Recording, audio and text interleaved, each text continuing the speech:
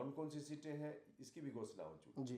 अब हम लोग युद्ध के मैदान में जा रहे हैं। जी। तो ऐसी स्थिति हो यह चाह ही रहे थे, जी। तो इसलिए अब असहज होने जैसा क्या है।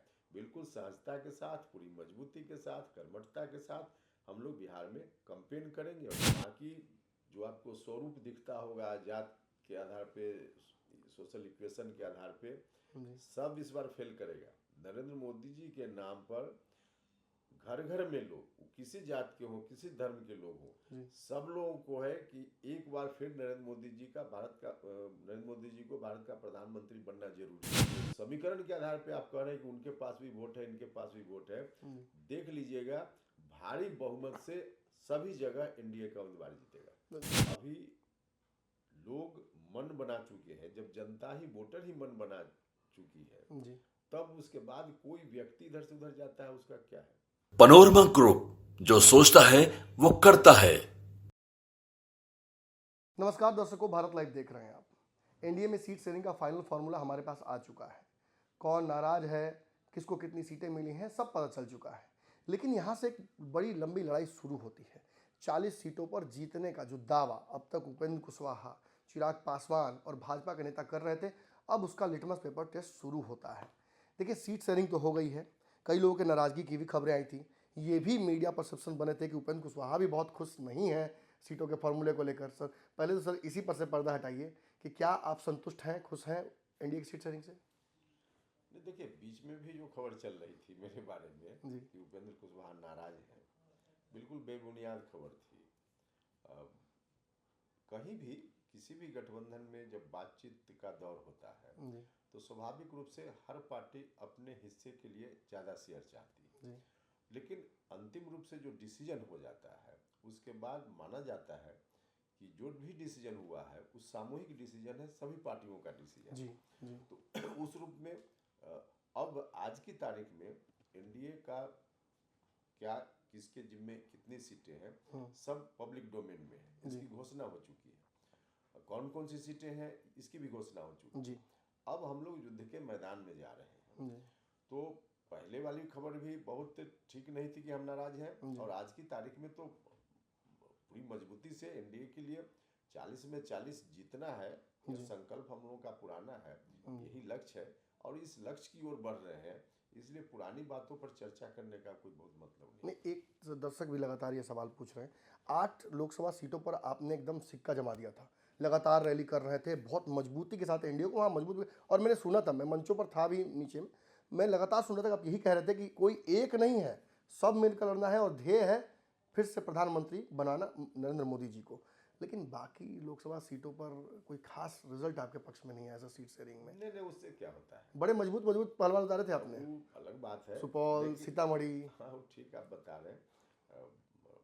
लेकिन अब आज की तारीख में जो फाइनल हुआ है, फाइनल में मतलब ऐसा नहीं कि सिर्फ किसी एक पार्टी की सहमति, सब पार्टी की सहमति है, और उसके आधार पे हम लोग को युद्ध के मैदान में जाना है। तो वार्ता के समय क्या हुआ नहीं हुआ, उसकी चर्चा आज करने का क्या मतलब कुर्बानी तो आपने दी है ना एनडीए के सामने।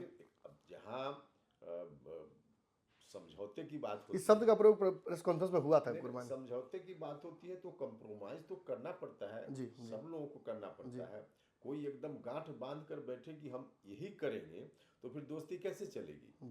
तो इसके लिए कंप्रोमाइज थोड़ा करना पड़ता है, यही है, और उसका कोई दूसरा अर्थ नहीं। यहाँ से सर एक मंचों पर आप नीतीश कुमार जी, चिराग पासवान जी, भाजपा के बड़े नेता दिखेंगे, सहजता रहेगी ना अब?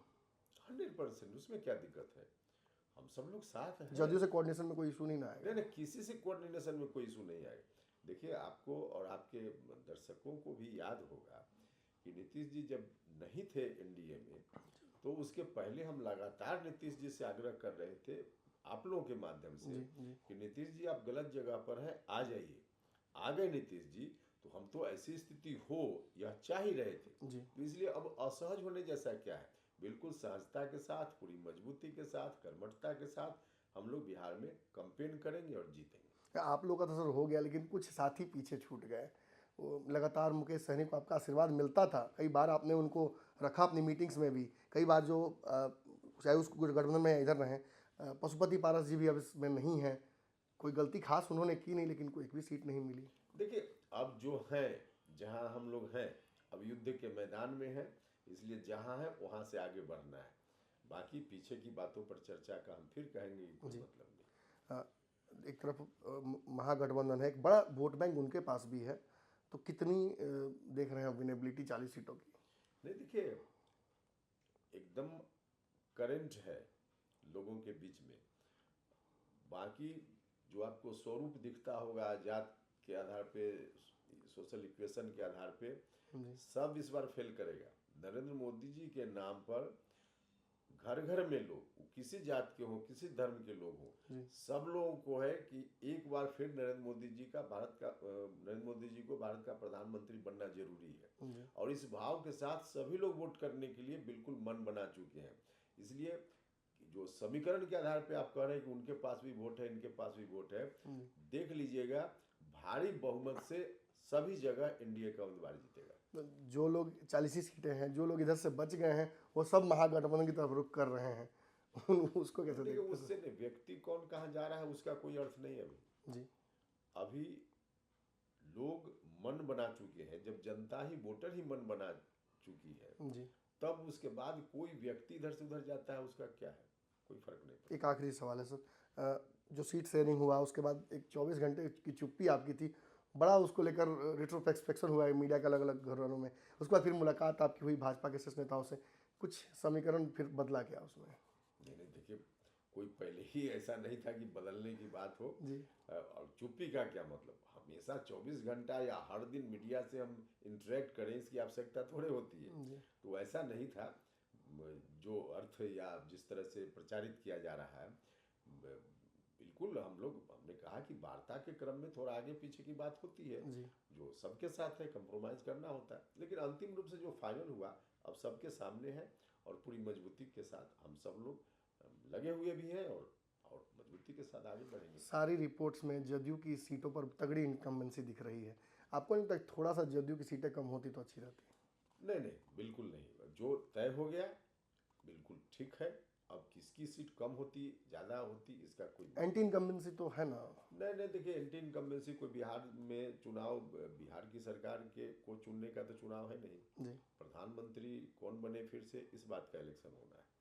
तो एंटी इनकम्बेंसी बिहार में अगर थोड़ी होगी भी, हमको नहीं मालूम जो आप कह रहे हैं, लेकिन अगर होगी भी तो उसका जदयू की सीटों पर सर्वे में आ रहा है सर। नहीं, जो भी जेडीयू का या किसी पार्टी का एमपी चुनकर जाएगा तो नरेंद्र मोदी जी को ही भारत का प्रधानमंत्री बनाने में सहयोग करेगा।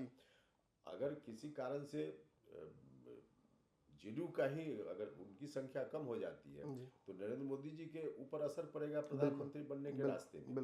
इसलिए पब्लिक, हमारे बिहार के लोग बहुत कॉन्शियस है, और उसके आधार पे जब नरेंद्र मोदी जी को प्रधानमंत्री बनाना है तो लोग यह नहीं देखेंगे कि एनडीए में किस पार्टी का उम्मीदवार है और कौन उम्मीदवार है।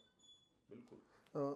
चिराग पासवान को 5 सीटें मिली, आप लोगों को थोड़ा कम एडजस्ट किया गया, इससे कोई असंतोष नहीं होगा? नहीं, बिल्कुल। देखिए, चिराग पासवान को भी जो सीट मिली वह सीट भी हम लोगों की है, बीजेपी की सीट है वह भी हम लोगों की है, जेडीयू की सीट वह भी हम लोगों की सीट वह भी जेडीयू की, वह भी बीजेपी की, वह भी चिराग पासवान की, वह भी मांझी जी की। इसलिए अब अलग अलग नज़र से देखने की जरूरत नहीं है। 40 में 40 बीजेपी की भी है, 40 में 40 जेडीयू की है, 40 में 40 हम लोगों की भी है, बाकी और पार्टियों की। उपेंद्र कुशवाहा का 40 सीटों पर फोकस रहेगा, केवल काराकाट पर नहीं। बिल्कुल 100% 40 पर रहेगा। काराकाट में तो काराकाट के लोग लड़ लेंगे चुनाव जी, वहाँ के लोग चुनाव लड़ लेंगे, उसमें अब मेरी बहुत भूमिका की जरूरत नहीं। बहुत धन्यवाद सर। देखिए, एनडीए की सीटों का फॉर्मूला तो लगभग तय ही हो गया। अगर आप मुझसे जानना चाहेंगे कि अभी किस तरीके का माहौल है, तो मुझे तो जो बातें इधर उधर से आ रही हैं, लग रहा है सब कुछ पारिवारिक है। 40 सीटों का लिटमस पेपर टेस्ट अब शुरू हो गया है। हम लगातार ग्राउंड जीरो पर मौजूद रहेंगे। जो वादे आज कर रहे हैं उपेंद्र जी, उन वादों की हकीकत हम इनके क्षेत्र में जाकर भी देखेंगे, और 40 सीटों पर इनकी पार्टी जो तैयारी कर रखी थी उससे एनडीए को क्या फायदा मिलेगा, इसका भी तहकीकात हम लगातार करेंगे। बने रहिए भारत लाइव पर। धन्यवाद। पनोरमा ग्रुप, जो सोचता है वो करता है। अगर ये वीडियो पसंद आई और वह बिहार के राजनीति और बिहारियत से सरोकार रखेनी तो सब्सक्राइब बटन दबा के चैनल के सब्सक्राइब कर ली। ओजे एगो घंटी बा, ओकरा बटन दबा देला से कुल सटीक और मारक खबर रुआ मुफ्त में मिल जाई। अगर रुआ पत्रकारिता के हमनी के नया प्रयोग में सहयोग कर चाहतानी तो ज्वाइन बटन दबा दी। पेटीएम नंबर नोट कर ली 9386816700। धन्यवाद।